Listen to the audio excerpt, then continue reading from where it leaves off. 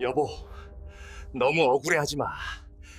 산송장으로 사느니 차라리 죽는 게 낫잖아? 남편 김철수는 아내의 귀에 바짝 붙어 비릿한 숨소리를 섞어 속삭였습니다. 그리고는 퀴퀴한 곰팡이 냄새가 진동하는 폐가에 불을 끄고 뒤도 안 돌아보고 나갔죠. 덜컹 문이 닫히고 칠흑 같은 어둠이 찾아왔습니다. 하지만 그 순간 전신마비라던 박영순의 눈꺼풀이 서슬퍼렇게 뜨였어요. 그녀는 이미 깨어 있었습니다. 손가락 하나 까딱 못하는 척 남편과 내연녀의 끔찍한 음모를 낱낱이 듣고 있었던 거였죠. 영수는 어둠 속에서 피눈물을 삼키며 다짐했습니다. 내일 아침 미놈들을 내 손으로 묻어주마. 과연 그녀는 이 지옥 같은 배신 속에서 살아남아 처절하게 응징할 수 있을까요? 이야기 시작 전 구독과 좋아요로 온기를 더해주세요. 어디서 듣고 계신지 댓글 남겨주시면 계신 그곳으로 건강과 평안의 기운을 가득 담아 보내드리겠습니다. 어제까지만 해도 박영수는 강남 펜트하우스의 따뜻한 온수 매트 위에 누워 있었습니다. 창밖으로는 한강의 야경이 보였고 공기청정기는 조용히 돌아가고 있었죠. 하지만 지금 그녀의 눈앞에 펼쳐진 광경은 지옥 그 자체였습니다. 덜컹거리는 트럭 짐칸에 짐짝처럼 실려온 곳은 강원도 깊은 산골에 버려진 폐가였거든요. 영수는 전신이 마비된 척 연기하고 있었기에 비명조차 지를 수 없었습니다. 그저 거칠게 흔들리는 트럭 바닥에서 전해지는 충격을 온몸으로 받아내야만 했어요. 그녀의 머리는 짐칸 벽에 부딪혀 욱신거렸지만 이를 악물고 참아냈습니다. 운전석에서는 남편 김철수의 콧노래 소리가 희미하게 들려왔습니다. 이제 다 왔어. 영순아, 여기가 내 새집이야. 그 목소리가 어찌나 즐겁게 들리던지 영순의 가슴 속에서는 천불이 일었습니다. 트럭이 멈춘 곳은 귀신이 나올 것처럼 흉물스러운 기와집 앞이었습니다. 지붕은 반쯤 무너져 있었고 마당에는 자풀이 무성하게 자라 있었죠. 차 문이 열리자마자 코를 찌르는 역겨운 냄새가 훅 끼쳐왔습니다. 그것은 오래된 곰팡이 냄새와 썩은 메주가 뒤섞인 듯한 악취였어요. 김철수는 뒷문을 열고 영순을 거칠게 끌어내려 휠체어에 태웠습니다. 어휴, 냄새 좀 봐라. 뭐 사람 사는 냄새 나고 좋네.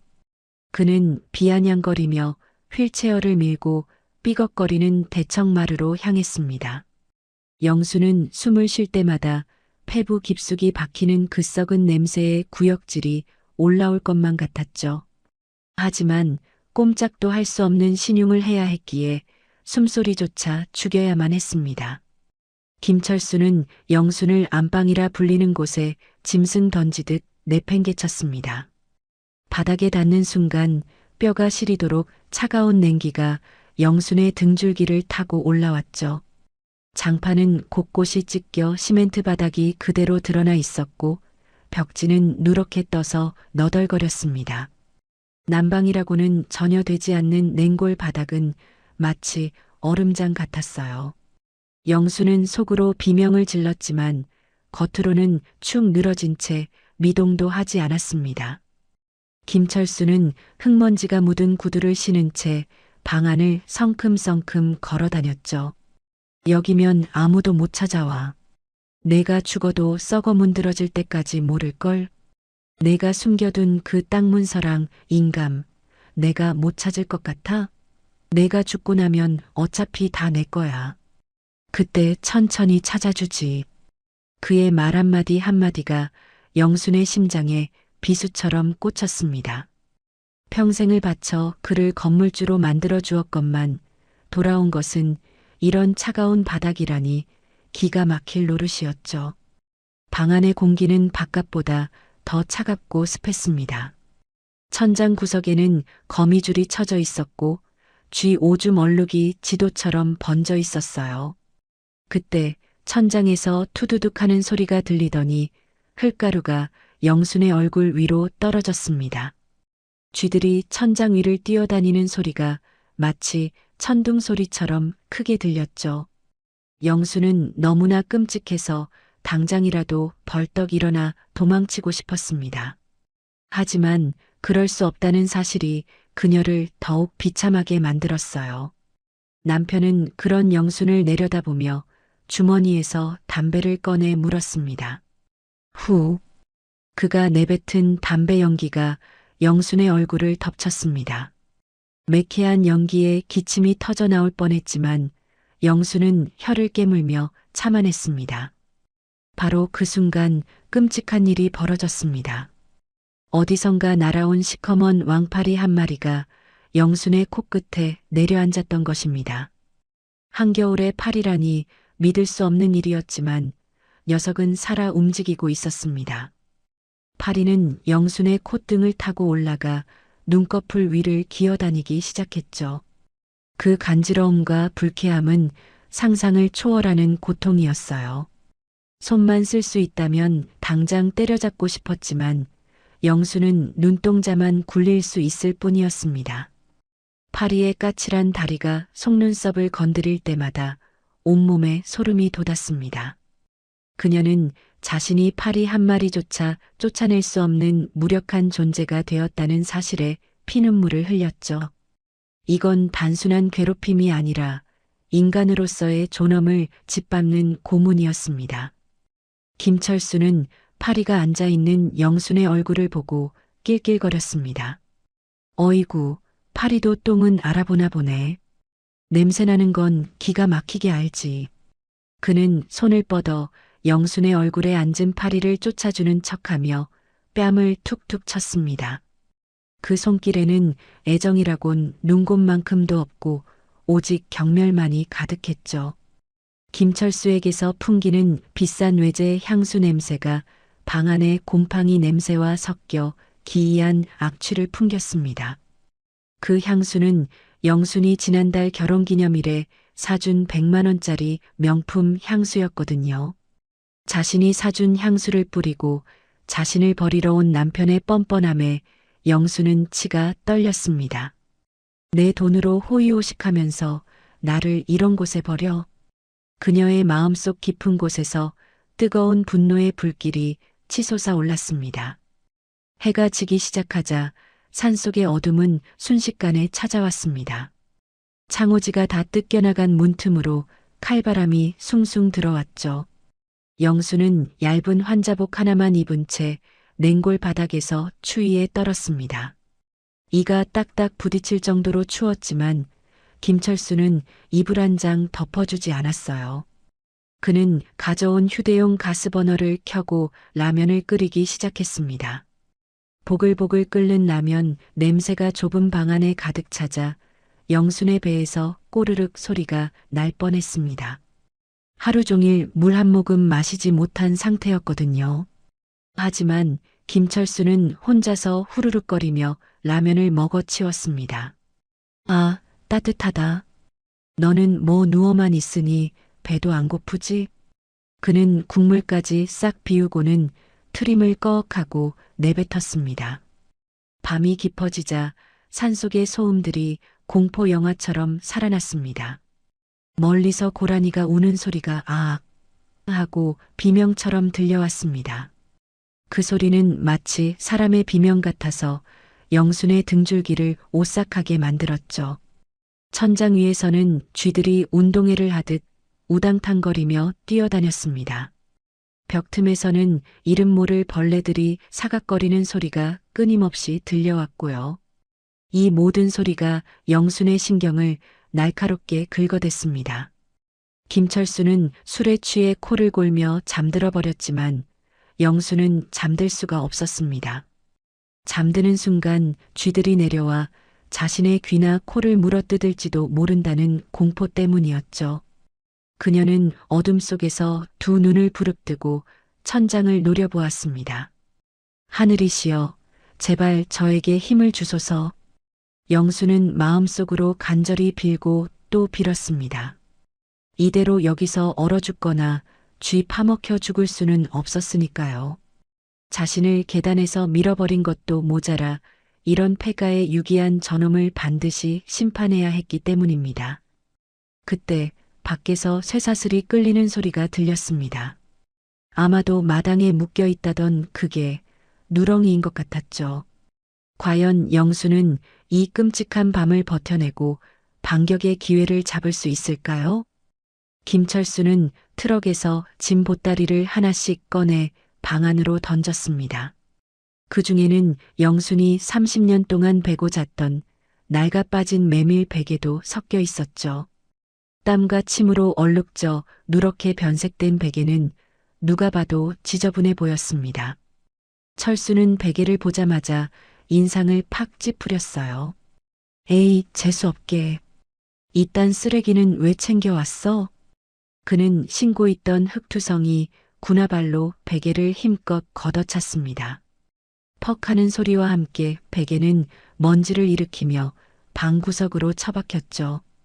영수는 마치 자신의 머리통이 걷어차인 것처럼 심장이 덜컥 내려앉는 고통을 느꼈습니다.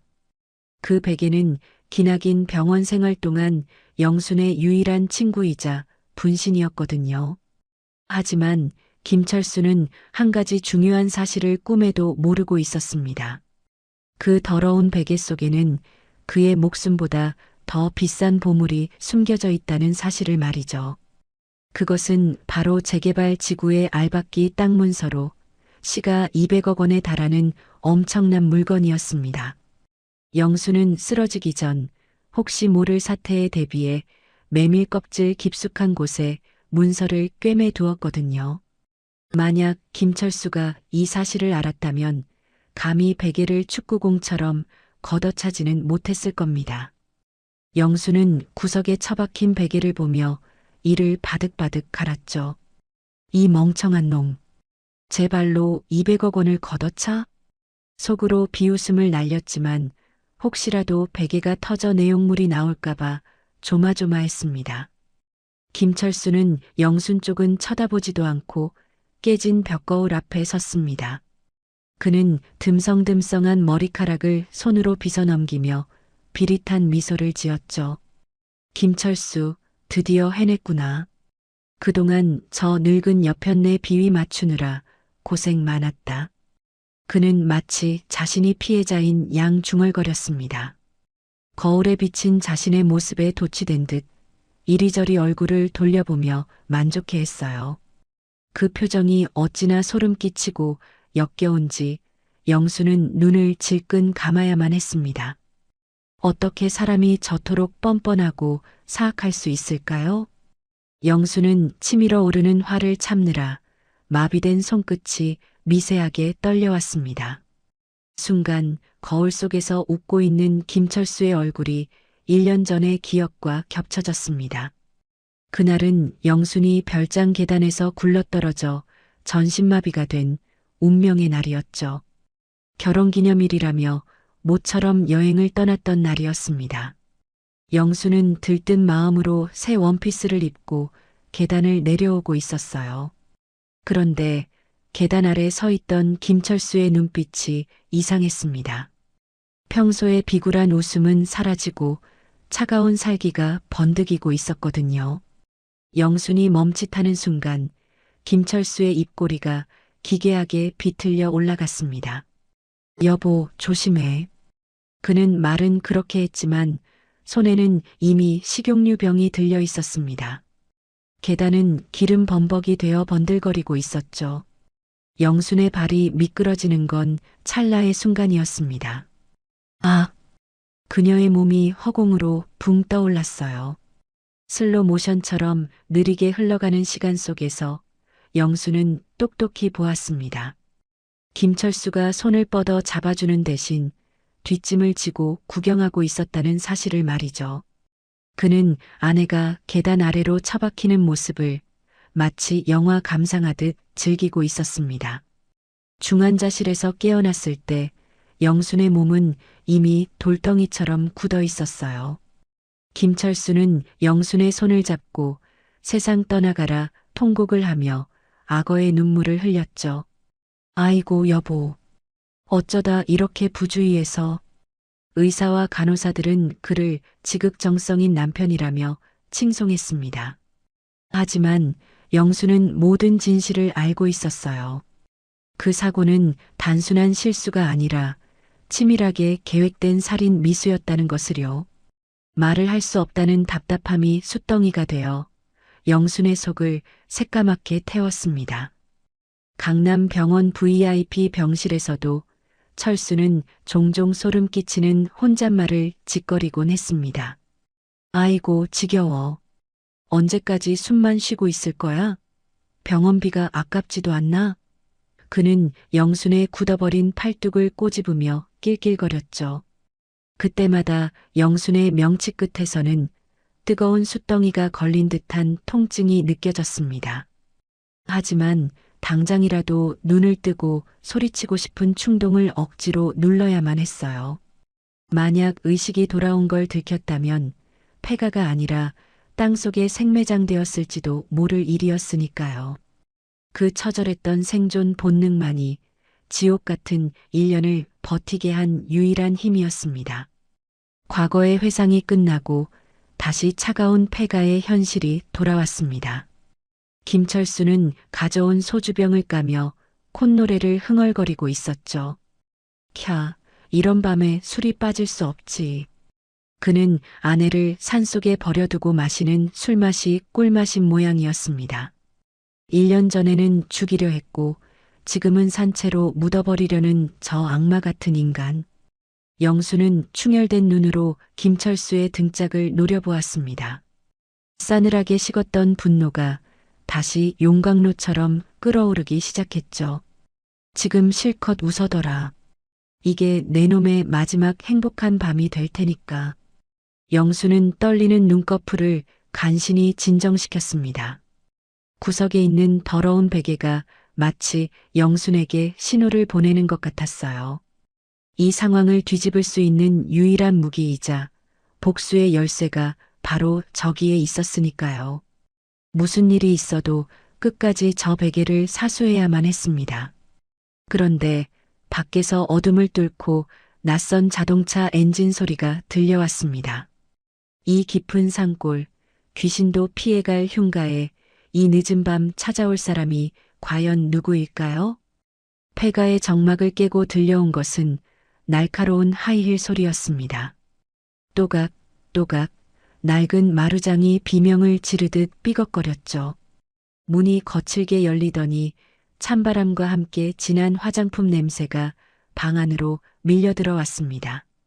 어둠 속에서 나타난 실루엣은 모피 코트를 휘감은 낯선 여자였어요. 그녀는 바로 남편 김철수의 내연 여인 최마담이었습니다. 영수는 감은 눈꺼풀 너머로 느껴지는 여자의 기척에 온몸의 털이 곤두서는 것 같았습니다. 최마담은 방 안을 둘러보더니 코를 막으며 인상을 찌푸렸어요. 자기야, 여기 냄새가 왜 이래? 진짜 시체 썩는 냄새가 나네. 그녀의 목소리에는 영순에 대한 일말의 존중도 없이 오직 경멸만이 가득했습니다. 김철수는 허둥지둥 최마담을 맞이하며 비굴하게 웃어 보였습니다. 오느라 고생했어. 길도 험한데 운전 조심했지? 그는 아내를 버린 공범자에게는 세상 없이 다정한 목소리를 냈죠. 최마담은 영순이 누워있는 아랫목으로 다가와 뾰족한 구두코로 영순의 다리를 툭툭 쳤습니다. 마치 시장통에 널브러진 생선 짝을 확인하는 듯한 무례한 손길이었어요. 이 여편네, 아직도 숨이 붙어 있는 거야? 즐기기도 하네. 그녀는 영순의 얼굴 가까이 담배 연기를 훅 내뿜으며 킬킬거렸습니다. 매캐한 연기가 코 속으로 들어와 폐를 찔렀지만 영순은 이번에도 죽으림을 다해 기침을 참아냈습니다. 지금 기침이라도 했다가는 당장 저들의 손에 목이 졸릴지도 모르는 일이었으니까요.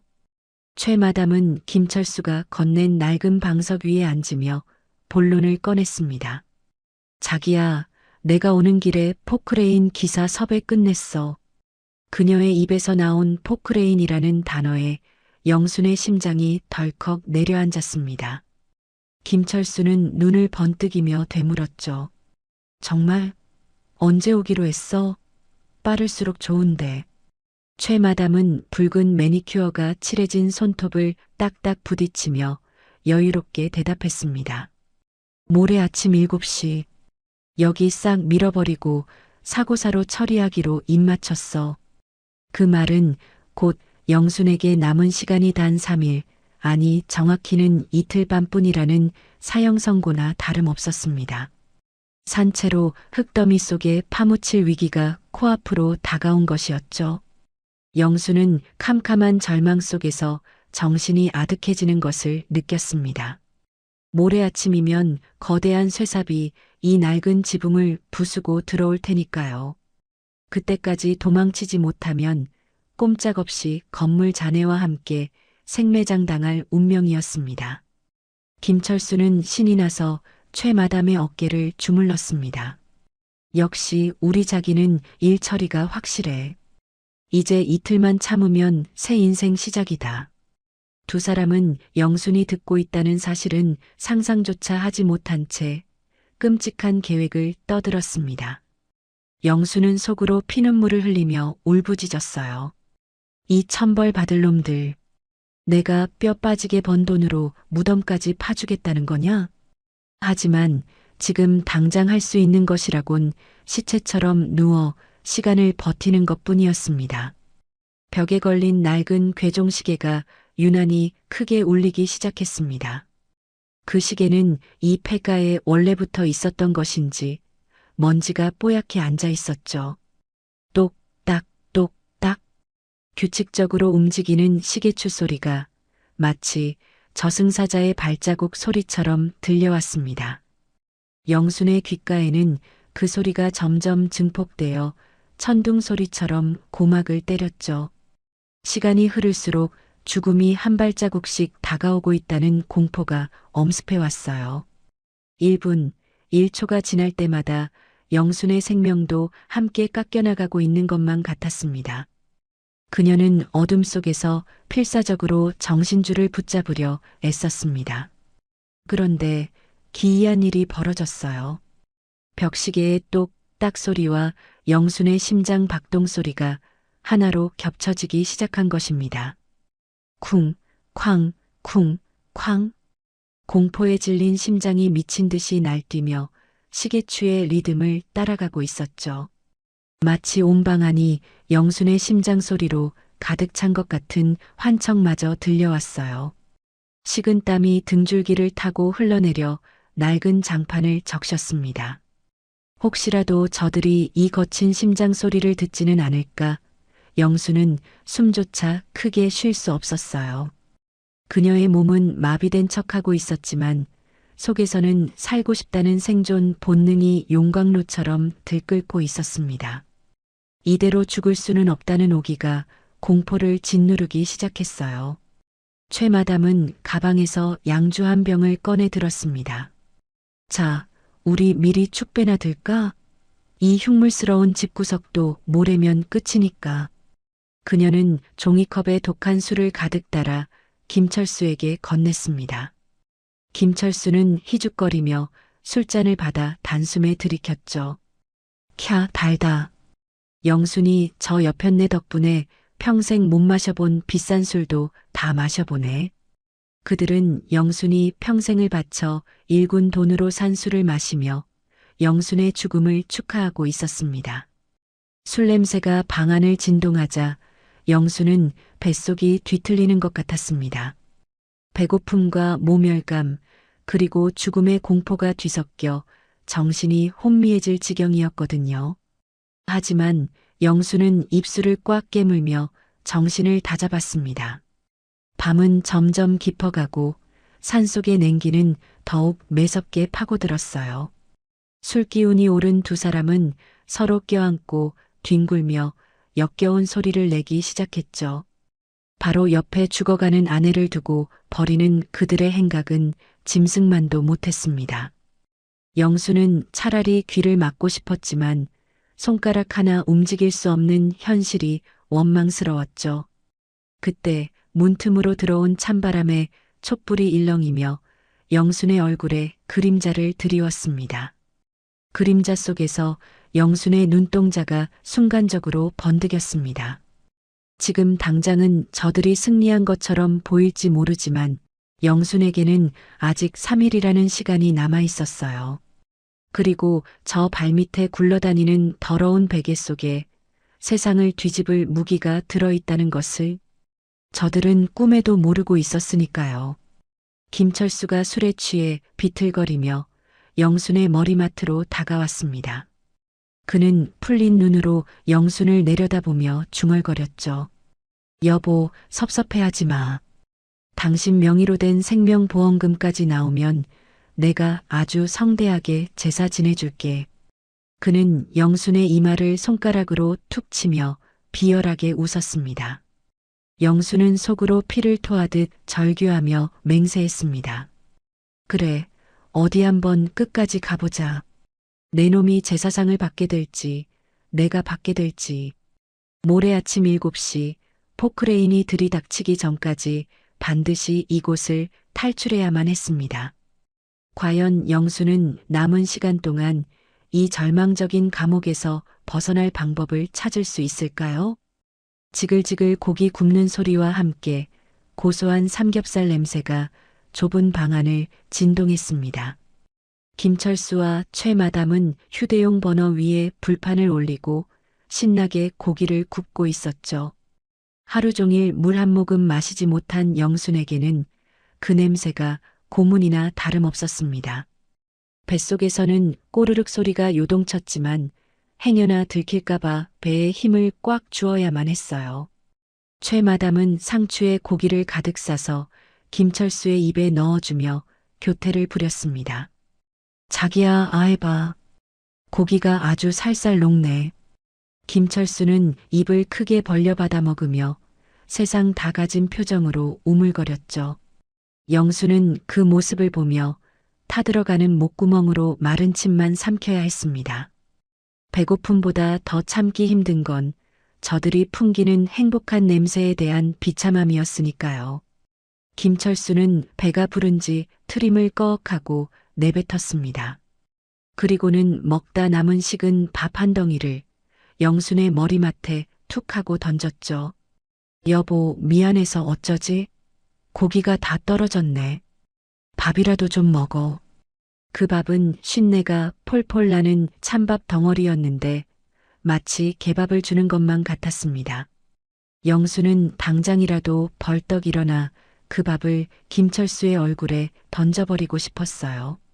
하지만 손가락 하나 움직일 수 없는 처지라 불루만 삼켜야 했죠.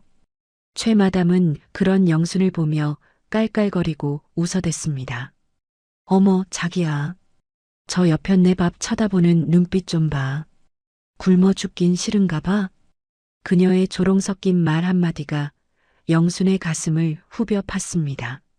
술이 몇 순배 돌자 김철수의 얼굴이 벌겋게 달아올랐습니다. 그는 영순이 듣고 있다는 것도 잊은 채 마음속 깊은 곳에 있던 열등감을 끄집어냈죠. 최 마담, 너는 모르지? 내가 지난 30년 동안 어떻게 살았는지. 그의 목소리에는 서러움과 분노가 뒤섞여 있었습니다.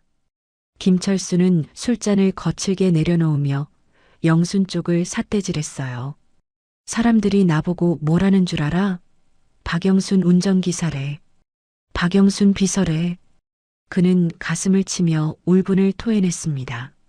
내 이름은 김철수야. 근데 아무도 나를 김철수로 안 봐줬어. 그냥 박영순 남편이었지. 그 찌질한 고백을 듣는 영수는 어이가 없어서 말이 안 나올 지경이었습니다. 김철수의 망언은 거기서 멈추지 않았습니다. 그는 영순과의 가장 행복했던 기억조차 오물통에 처박아 버렸거든요. 결혼식 날 기억나? 다들 선남선녀라고 부러워했지. 근데 난 아니었어. 그는 진저리를 치며 말을 이었습니다. 식장에 들어가는데 영순이 손에서 생선 비린내가 나는 것 같더라고. 구역질이 나서 죽는 줄 알았지. 영수는 그 말을 듣는 순간 심장이 멈추는 것만 같았습니다. 그날 영수는 며칠 동안 생선을 만지지 않고 손이 부러터지도록 씻고 또 씻었거든요. 그런데 평생을 사랑했다고 믿었던 남편은 그 순간을 역겨워하고 있었던 겁니다. 영순의 눈가에 맺힌 눈물이 주르륵 흘러내려 귓바퀴를 적셨습니다. 여자가 돈 좀 번다고 유세 떠는 꼬라지. 내가 얼마나 참았는지 알아? 김철수는 술병을 잡고 흔들며 고래고래 소리를 질렀습니다. 그는 자신의 무능함을 아내의 탓으로 돌리는데 선수였죠. 내가 사업하다 말아먹었을 때도 저 여편네는 눈 하나 깜짝 안 했어. 그냥 묵묵히 뒷수습만 해줬지. 그게 고마운 게 아니라 자존심이 상했다는 투였습니다. 차라리 화를 내지. 돈으로 해결해주면서 나를 벌레 보듯 무시했다고. 영수는 기가 막혀서 속으로 헛웃음을 삼켰습니다. 도박빚을 갚아주고 사고 친 걸 막아준 게 무시라니 적반하장도 유분수였으니까요. 열등감에 찌든 인간은 호의조차 빚으로 받아들이는 법이었습니다. 최마담은 김철수의 품에 안기며 기름을 끼얹 듯 맞장구를 쳤습니다. 아유, 우리 자기가 마음고생이 심했네. 저런 여자는 벌 받아야 싸. 그녀는 김철수의 볼을 쓰다듬으며 교태 섞인 목소리로 속삭였죠. 이제 다 끝났어. 이틀만 지나면 자기가 진짜 회장님이잖아. 그 말에 김철수의 표정이 금세 해벌쭉해졌습니다. 그렇지? 이제 내가 주인이지? 내 세상이 오는 거지? 두 사람은 서로 킬킬거리며 술잔을 부딪혔습니다. 영수는 그 역겨운 웃음소리를 자장가 삼아 분노를 차곡차곡 쌓아 올렸습니다. 저들의 웃음이 비명으로 바뀌는 날을 반드시 내 손으로 만들리라 다짐하면서요. 술이 거나하게 취한 김철수는 비틀거리며 영순에게 다가왔습니다. 그는 영순의 뺨을 술냄새 나는 손바닥으로 툭툭 쳤죠. 여보, 자는 척하는 거 아니지? 그의 손길은 마치 물건을 다루듯 거칠고 차가웠습니다. 당신이 번 돈, 내가 아주 보란듯이 펑펑 써줄게. 억울해서 어쩌나? 그는 영순의 얼굴에 술기운이 가득한 입김을 내뿜으며 조롱했습니다.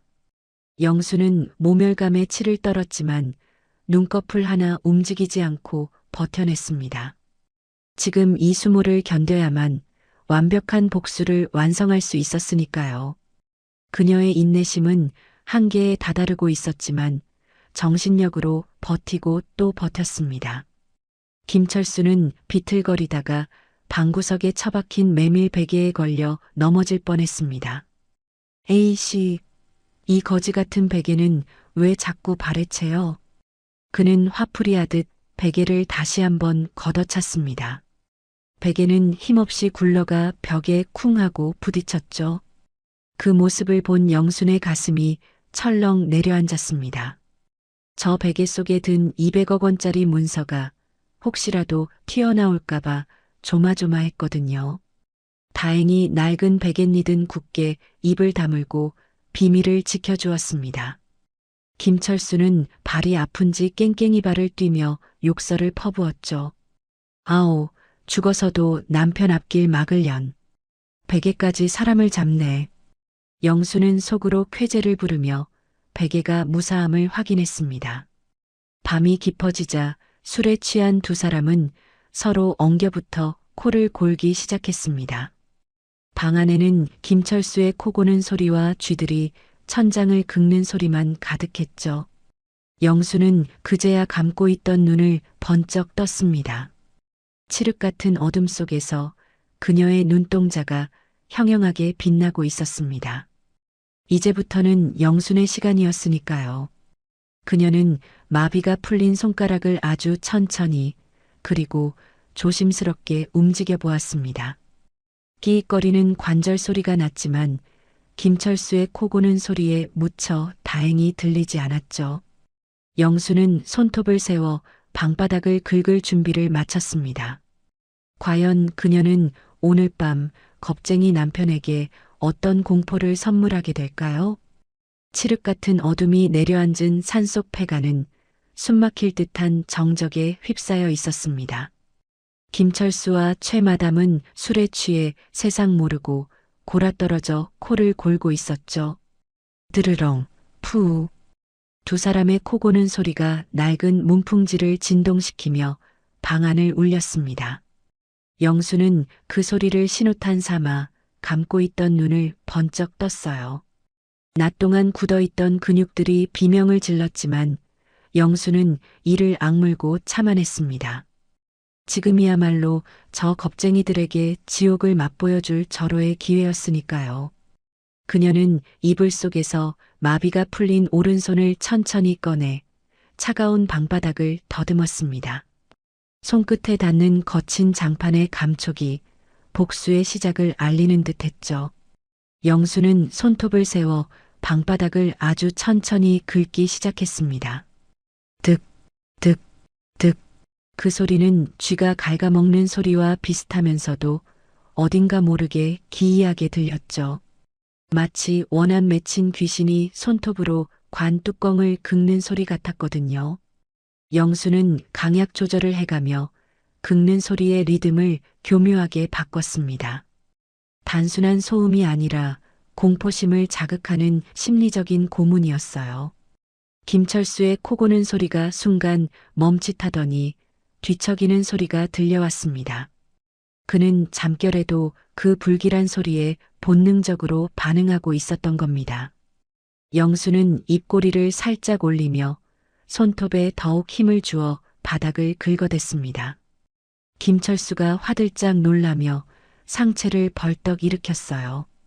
으악, 이게 무슨 소리야? 그는 식은땀을 흘리며 두리번거렸지만 보이는 건 어둠뿐이었죠. 평소 미신을 맹신하고 겁이 많던 그는 이 낯선 소리에 소스라치게 놀랐습니다. 옆에서 자던 최마담도 김철수의 비명에 부스스 눈을 떴어요. 아유, 깜짝이야. 자기야, 왜 그래? 잠꼬대? 그녀는 짜증 섞인 목소리로 투덜거렸습니다. 하지만 김철수는 사색이 된 얼굴로 최마담의 팔을 꽉 붙잡으며 속삭였습니다. 쉿, 조용히 해봐. 방금 무슨 소리 못 들었어? 누가 바닥을 긁는 것 같았는데. 최마담은 귀를 기울였지만 방 안은 다시 쥐 죽은 듯 조용해졌습니다.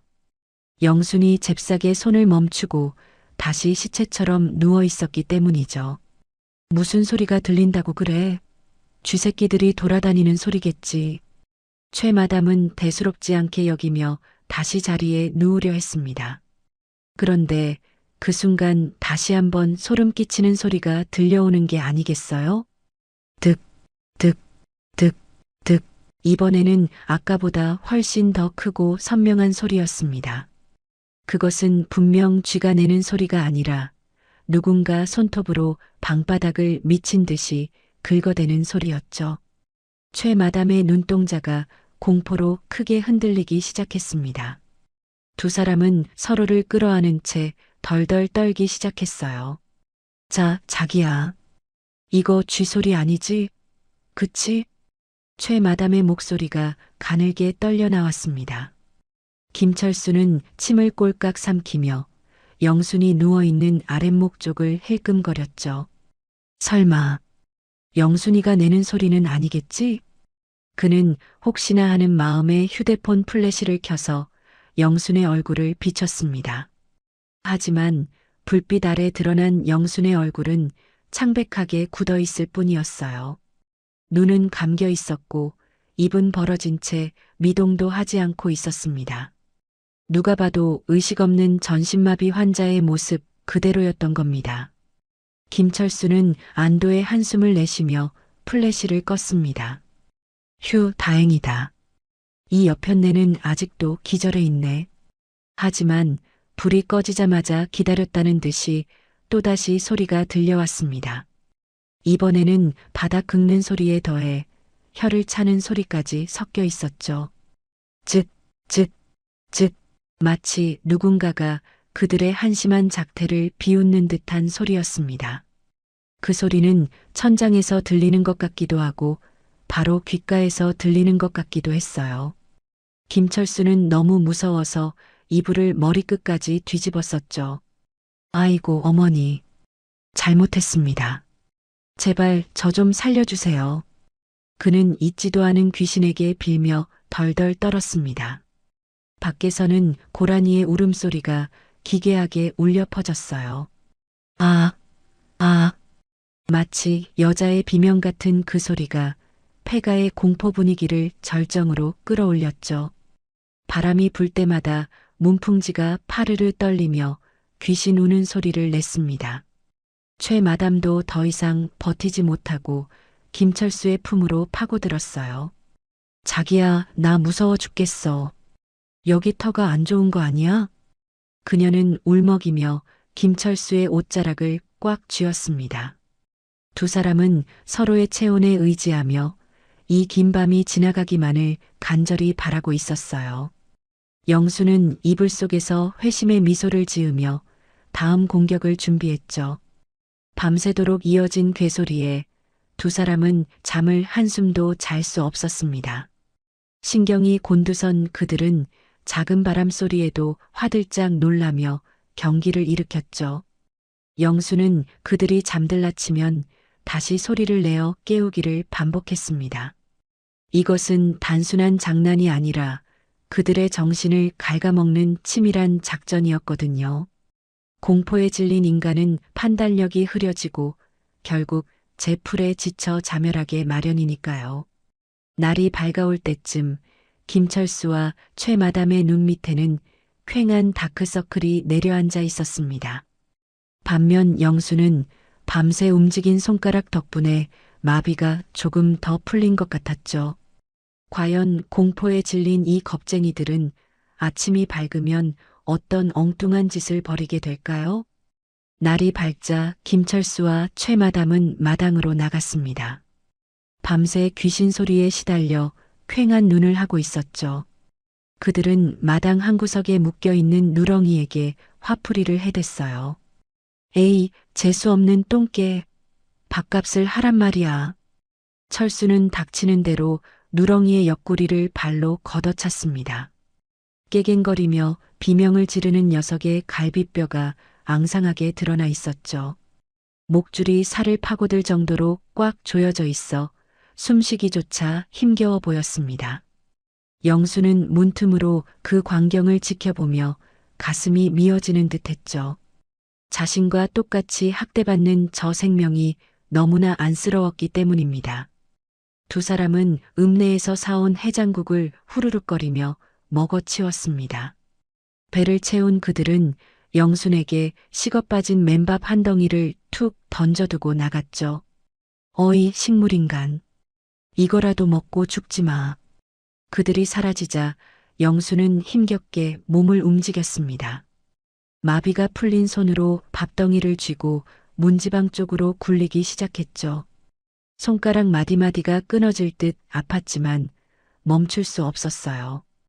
밥덩이는 먼지를 뒤집어 쓴 채 대굴대굴 굴러 마당으로 떨어졌습니다.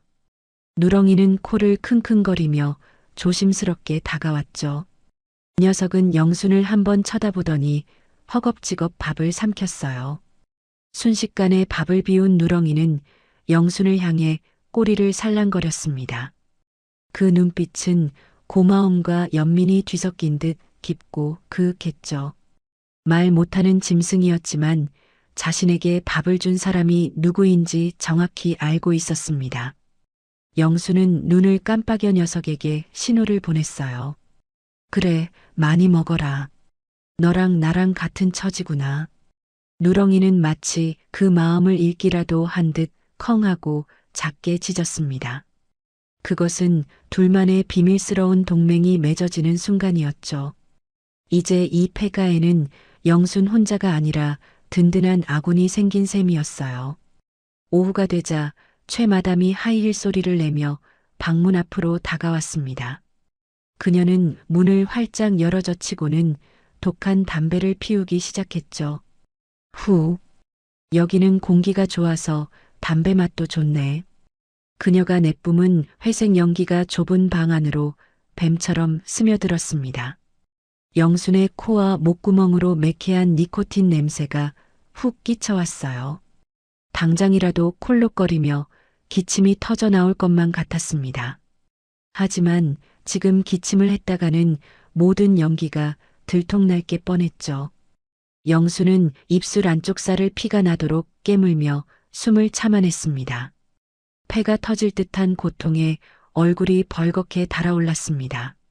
눈가에는 생리적인 눈물이 핑 돌며 맺혔죠. 목 울대가 제멋대로 울렁거렸지만 억지로 침을 삼켜 눌러버렸습니다. 최 마담은 그런 영순의 고통은 꿈에도 모른 채 콧노래까지 흥얼거렸어요. 어머, 눈물 흘리는 거 봐. 억울해서 우나 보네. 그녀는 담배꽁초를 방바닥에 비벼 끄며 영순을 조롱했습니다. 그 꽁초가 영순의 손등에 닿아 살타는 냄새가 났지만 비명조차 지를 수 없었죠. 이것은 단순한 인내가 아니라 목숨을 건 처절한 사투였습니다. 김철수도 비틀거리며 들어오더니 누렁이를 향해 돌을 던졌습니다. 이 똥개 새끼가 왜 자꾸 쳐다봐? 재수없게. 누렁이는 깨갱 소리도 내지 않고 몸을 웅크려 피했습니다. 녀석은 영순이 있는 방 쪽을 힐끔거리며 걱정스러운 눈빛을 보냈죠. 철수는 방으로 들어와 최 마담의 허리를 감싸 안았습니다. 자기야, 내일 아침이면 포크레인이 올 거야. 드디어 내일이다. 두 사람은 영순의 면전에서 살인 계획을 아무렇지 않게 떠들었습니다. 영순은 속으로 피눈물을 흘리며 그들의 대화를 토시 하나 빠짐없이 기억했죠. 이 모든 모욕과 고통을 배로 갚아주리라 다짐하면서요. 다시 어둠이 깔리고 산속의 밤이 찾아왔습니다. 술에 취한 두 악당은 세상 모르고 코를 골며 잠에 빠져들었죠. 영수는 조심스럽게 눈을 뜨고 굳어있던 몸을 풀기 시작했습니다. 문틈 사이로 마당을 보니 어둠 속에서 두 개의 눈동자가 빛나고 있었어요. 바로 누렁이가 잠들지 않고 영순을 지키고 있었던 것입니다. 녀석은 영순이 손가락을 움직이자 귀를 쫑긋거리며 반응했어요. 마치 주인의 명령을 기다리는 충직한 호위무사 같았죠. 영순은 마음속으로 녀석에게 말을 걸었습니다. 조금만 기다려라. 내일 아침이면 너도 나도 자유가 될 테니까. 영순은 발밑에 있는 메밀베개를 발가락으로 살짝 건드려 보았습니다. 바스락거리는 메밀 껍질 소리와 함께 묵직한 문서의 감촉이 느껴졌죠. 이 낡은 베개 하나에 200억 원과 자신의 인생이 걸려 있었습니다. 다행히 김철수는 술에 취해 베개를 거들떠보지도 않았어요. 그 무식한 인간은 눈앞에 있는 보물도 알아보지 못하는 천치였으니까요. 영수는 안도의 한숨을 내쉬며 베개를 다리 사이에 단단히 끼웠죠. 내일 아침 결전의 순간까지 이 베개를 목숨 걸고 사수해야만 했습니다. 새벽녘이 되자 산속의 공기가 더욱 차갑게 가라앉았어요. 고라니 울음소리마저 뚝 그친 기이한 정적이 감돌았죠. 그런데 갑자기 누렁이가 낮은 목소리로 으르렁거리는 소리가 들려오는 게 아니겠어요? 단순한 인기척이 아니라 뭔가 불길한 기운을 감지한 듯한 소리였죠. 잠시 후 최 마담이 식은땀을 흘리고 비명을 지르며 깨어났습니다. 아, 꿈자리가 왜 이렇게 사나워? 귀신이 내 목을 조르잖아. 그녀는 공포에 질린 눈으로 영순을 노려보며 어딘가로 전화를 걸기 시작했습니다. 과연 이 새벽에 그녀가 부르려는 사람은 도대체 누구일까요? 사실 지난 며칠간 최 마담을 공포에 몰아넣은 건 단순한 악몽만이 아니었습니다. 아무것도 먹지 못한 영순이 죽기는커녕 오히려 날이 갈수록 눈빛이 형형하게 살아나고 있었기 때문이었죠. 영순은 최 마담과 눈이 마주칠 때마다 마치 꿰뚫어 볼 듯한 도끼 어린 시선을 보냈습니다. 그 섬뜩한 눈빛에 질려버린 최 마담은 밤새 김철수에게 매달려 사정했어요. 자기야, 전현 눈깔 좀 봐. 저게 산 사람. 눈이야? 귀신이 단단히 씌었어. 김철수는 잠결에 짜증을 내며 돌아 누웠습니다. 아, 시끄러워. 그냥 굶어 죽게 냅두라니까. 아니야. 저 도끼 때문에 재수가 옴붙어서 땅도 안 팔리는 거라고. 당장 굿이라도 해서 저 귀신을 쫓아내야 우리가 살아. 김철수는 굿하는 비용이 아깝다며 투덜댔지만 땅을 팔아넘기려면 찜찜한 건 없애야 한다는 말에 결국 고개를 끄덕였습니다. 동이 트자마자 폐가 마당으로 요란한 색깔의 승용차 한 대가 들이닥쳤습니다. 최 마담이 밤새 전화를 돌려 급하게 모셔온 용하다는 무당이었죠. 차 문이 열리고 형형색색의 한복을 입은 무당이 부채를 펄럭이며 내렸습니다. 그녀는 차에서 내리자마자 코를 킁킁거리며 인상을 잔뜩 찌푸렸어요. 어우야, 여기 터가 왜 이래? 귀신이 아주 득실득실하네. 무당은 방울을 요란하게 흔들며 마당을 한 바퀴 빙글 돌았습니다. 김철수는 그 모습에 압도되어 허리를 굽실거리며 마중을 나갔죠. 아이고, 보살님. 오시느라 고생하셨습니다. 제발 저 방 안에 있는 귀신 좀 쫓아주세요. 그는 지난밤 들었던 긁는 소리가 진짜 귀신이라고 철석같이 믿고 있었습니다. 무당은 철수의 겁에 질린 얼굴을 보고는 돈 냄새를 맡은 듯 회심의 미소를 지었죠. 무당은 마당 한가운데에 돗자리를 깔고 제사상을 차리기 시작했습니다. 삶은 돼지머리와 시루떡, 그리고 독한 술이 상 위에 올라갔죠. 최 마담은 지갑에서 5만 원짜리 지폐 뭉치를 꺼내 돼지 입에 꽂아 넣었습니다. 보살님, 아주 강력한 걸로 부탁드려요. 오늘 밤에 싹 다 정리해 주세요. 그녀는 영순이 빨리 죽기를 바라는 마음을 담아 간절히 비는 꼴이었습니다. 무당은 돈을 보더니 눈이 휘둥그레져서 고개를 끄덕였어요. 걱정 마. 내 방울 소리 한 번이면 잡기들이 혼비백산해서 도망갈 테니까. 그녀는 징을 꽝 하고 울리며 본격적인 구판을 벌이기 시작했습니다. 방 안에서 이 모든 소리를 듣고 있던 영수는 기가 막혀서 헛웃음이 나올 지경이었죠. 징소리와 꽹과리 소리가 산속의 고요함을 찢어발기며 울려 퍼졌습니다. 무당은 맨발로 작두를 타듯 펄쩍펄쩍 뛰며 주문을 외워댔습니다. 에헤이, 썩 물러가라. 이 흉가의 다리를 튼 잡기야. 김철수와 최 마담은 그 뒤에서 손바닥이 닳도록 비벼대고 있었죠. 두 사람은 마치 구세주라도 만난 듯 무당의 몸짓 하나하나에 매달렸습니다. 하지만 그들은 정말 중요한 사실을 하나 놓치고 있었습니다. 이 집구석에 있는 진짜 귀신은 죽은 영혼이 아니라 산채로 묻힐 뻔한 영순의 한이라는 것을요. 영순은 밖에서 들려오는 소란스러운 구판 소리에 귀가 따가웠지만 꾹 참아냈습니다. 어차피 저런 사기꾼 무당이 할 수 있는 건 아무것도 없었으니까요. 한바탕 춤을 춘 무당은 땀을 뻘뻘 흘리며 영순이 누워있는 안방 쪽을 노려보았습니다. 그녀는 부채를 쫙 펴들고는 비장한 표정으로 소리쳤죠. 저 방이다. 저기 아주 지독한 원한을 가진 악귀가 숨어 있어. 무당의 호통에 김철수는 사색이 되어 뒷걸음질을 쳤습니다. 맞아요. 어젯밤에 저 방에서 바닥 긁는 소리가 났다니까요. 무당은 기세등등하게 방울을 흔들며 방문 앞으로 성큼성큼 다가갔습니다. 최 마담은 무서워서 김철수의 등 뒤로 숨으며 벌벌 떨었죠. 무당은 방문을 발로 뻥 차서 열어젖히고는 신발을 신은 채 방 안으로 뛰어들었습니다. 찬바람과 함께 무당의 화려한 옷자락이 영순의 눈앞에서 펄럭거렸습니다. 방 안으로 들어온 무당은 영순의 머리맡에서 방울을 미친 듯이 흔들어댔습니다. 짤랑짤랑, 짤랑짤랑. 귀가 찢어질 듯한 금소금이 영순의 고막을 사정없이 때렸습니다. 무당은 팥과 소금을 영순의 얼굴에 냅다 뿌리며 악을 써댔죠. 나가라, 썩 나가라. 이 끈질긴 악기야. 소금 알갱이가 영순의 눈과 입으로 들어갔지만 영순은 눈 하나 깜짝하지 않았습니다. 오히려 속으로 쾌재를 부르며 이 광대 노름이 언제 끝나나 지켜보고 있었어요.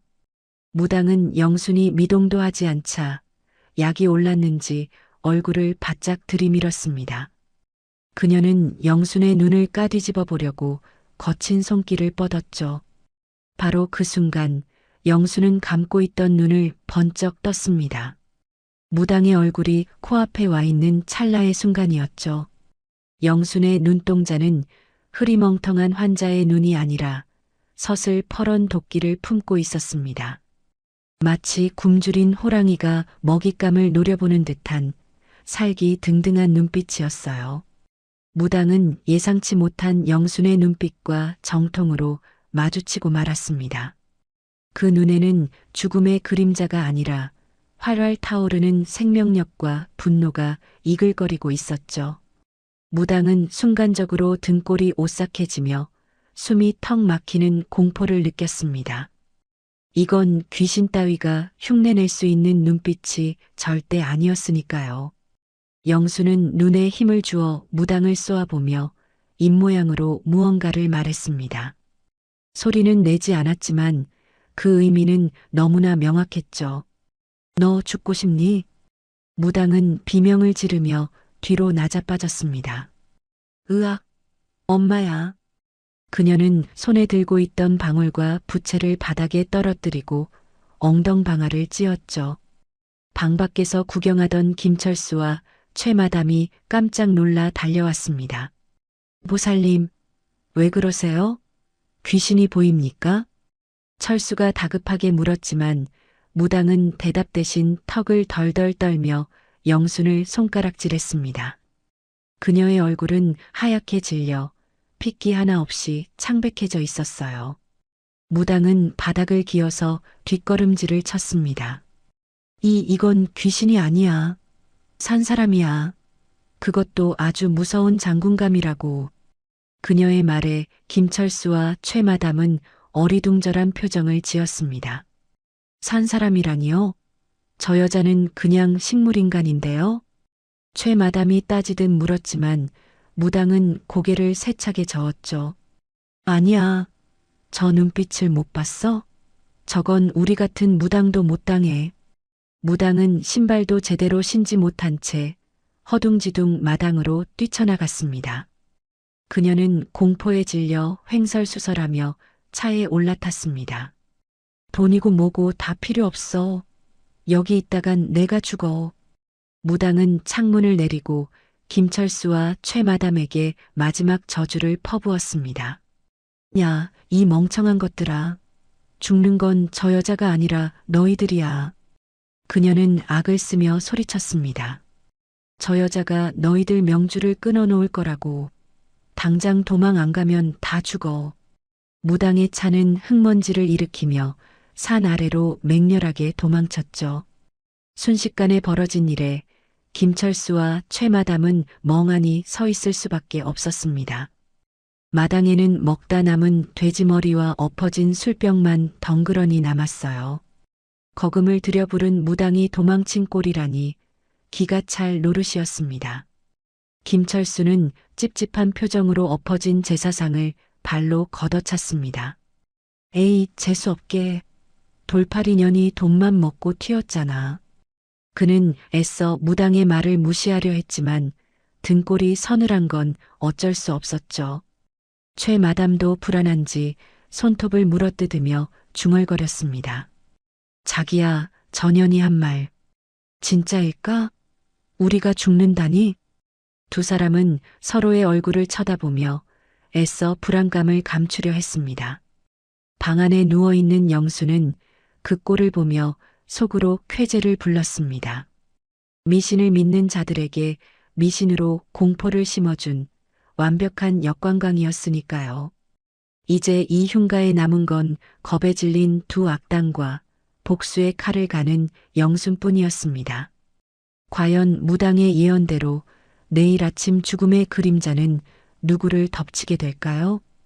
해가 지고 어둠이 깔리자 산속 폐가에는 무거운 정막이 감돌았습니다. 평소 같으면 쥐들이 뛰어노는 소리가 들렸겠지만 오늘 밤은 달랐죠. 내일 아침 7시면 거대한 포크레인이 들이닥쳐 이곳을 밀어버릴 예정이었거든요. 영순에게 남은 시간은 이제 고작 10시간 남짓이었습니다. 김철수와 최 마담은 짐을 정리하며 들뜬 표정을 감추지 못했습니다. 드디어 이 지긋지긋한 연극을 끝내고 거액을 손에 쥔다는 생각에 신이 난 모양이었죠. 그들의 들뜬 웃음소리가 영순의 귓가에는 사형 선고처럼 들려왔습니다. 하지만 영순은 감은 눈꺼풀 아래로 살기를 감추며 숨을 죽이고 있었어요. 최 마담은 트렁크에서 아껴두었던 고급 양주를 꺼내왔습니다.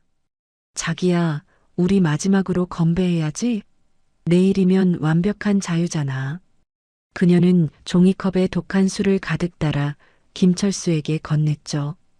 김철수는 입이 귀에 걸린 채 술잔을 높이 들어 올렸습니다. 위하여, 박영순 없는 내 화려한 인생을 위하여. 두 사람은 낄낄거리며 건배를 하고 술을 단숨에 들이켰습니다. 그 맑고 경쾌한 건배 소리가 영순의 심장을 날카롭게 긁어댔어요. 자신이 평생 피땀 흘려번 돈으로 산 술을 마시며 자신의 죽음을 자축하는 꼴이라니 기가 막혔습니다. 술을 한 모금 마신 김철수는 비틀거리며 영순의 머리맡으로 다가왔습니다. 그의 눈은 술기운과 광기로 번들거리고 있었죠. 여보, 가는 길에 목이나 좀 축여야지. 이게 100만 원짜리 술이야. 그는 입에 머금고 있던 술을 영순의 얼굴에 퇴하고 뱉어버렸습니다. 그리고는 컵에 남은 술을 영순의 입술 위로 주르륵 쏟아부었어요. 독한 알코올 냄새가 코를 찌르고 차가운 액체가 뺨을 타고 흘러내렸습니다. 그것은 단순한 장난이 아니라 인간으로서의 존엄을 짓밟는 최악의 모욕이었습니다. 독한 술이 눈으로 들어가 따가웠지만 영수는 눈을 뜰 수 없었습니다. 모멸감이 전신을 휘감아 돌았지만 손 하나 까딱할 수 없었죠. 김철수는 그런 영순을 보며 배를 잡고 웃어댔습니다. 아이고, 우리 마누라 술냄새 풍기며 가겠네? 염라대왕이 좋아하겠다. 그 악마 같은 조롱에 영수는 입안에 살을 씹으며 분노를 삼켰습니다. 이 치욕을 뼈에 새겨 반드시 1000배 만배로 갚아주리라 다짐했으니까요. 지금 당장은 참아야만 내일 아침 저들의 목덜미를 물어뜯을 수 있었습니다. 같은 시각 칠흑 같은 산길을 달리는 검은 세단이 있었습니다. 핸들을 잡은 사람은 영순의 충직한 오른팔인 강 실장이었죠. 그는 조수석에 놓인 태블릿 화면을 뚫어져라 쳐다보고 있었습니다. 화면 속 지도에는 빨간 점 하나가 산 중턱에서 깜빡거리고 있었어요. 그것은 바로 김철수가 몰래 개통한 대포폰의 위치 신호였습니다. 강 실장은 엑셀을 밟으며 터질 듯한 불안감을 억눌러야 했습니다. 회장님, 제발 조금만 버텨주십시오. 제가 가고 있습니다. 하지만 야속하게도 차는 더 이상 산 위로 올라갈 수 없었습니다. 며칠 전 내린 폭설로 산길이 꽁꽁 얼어붙어 빙판길이 되었거든요. 바퀴가 헛돌며 굉음을 냈지만 차는 제자리 걸음만 할 뿐이었죠. 강 실장은 미련 없이 차 문을 박차고 밖으로 나왔습니다. 그는 손전등 하나에 의지한 채 거친 산길을 뛰어 올라가기 시작했어요. 차가운 밤 공기가 폐를 찔렀지만 그는 멈출 수 없었습니다. 시간이 지체될수록 영순의 목숨이 위험하다는 걸 본능적으로 직감했기 때문입니다. 다시 폐가 안 마당에 있던 누렁이가 갑자기 지저대기 시작했습니다. 컹, 컹, 컹. 녀석은 어둠 속에서 다가오는 누군가의 기척을 느낀 것 같았죠. 예민해진 김철수가 방문을 열고 고래고래 소리를 질렀습니다. 이 똥개 새끼가 죽고 싶어 환장했나? 조용히 안 해? 그는 마당으로 나가 누렁이에게 돌멩이를 집어 던졌습니다. 하지만 누렁이는 꼬리를 바짝 세우고 산 아래쪽을 향해 계속해서 지저댔어요. 마치 영순에게 누군가가 오고 있다는 신호를 보내는 것만 같았습니다. 영순은 밖에서 들리는 누렁이 소리에 희미한 희망을 품었습니다. 이 깊은 산속에서 개가 저렇게 짖는다는 건 누군가 오고 있다는 뜻이었으니까요. 그녀는 발끝으로 메밀베개를 살짝 건드려 위치를 확인했습니다. 바스락거리는 소리가 마치 준비됐어요 라고 대답하는 것 같았죠. 이 낡은 베개야말로 내일 아침 판을 뒤집을 결정적인 무기였습니다. 김철수가 들어와 다시 자리에 눕자 영수는 베개를 다리 사이에 더욱 단단히 끼웠습니다. 어떤 일이 있어도 이 증거물만은 절대 뺏겨선 안 되었기 때문입니다. 새벽 2시가 넘어가자 술에 취한 두 악당은 골아떨어졌습니다. 방 안에는 다시 김철수의 코 고는 소리만 가득 찼죠. 영수는 어둠 속에서 두 눈을 부릅뜨고 천장을 노려보았습니다. 이제 몇 시간 뒤면 해가 뜨고 포크레인이 들이닥칠 것입니다. 그때까지 강 실장이 도착하지 않는다면 영수는 스스로 목숨을 걸고 싸워야만 했어요.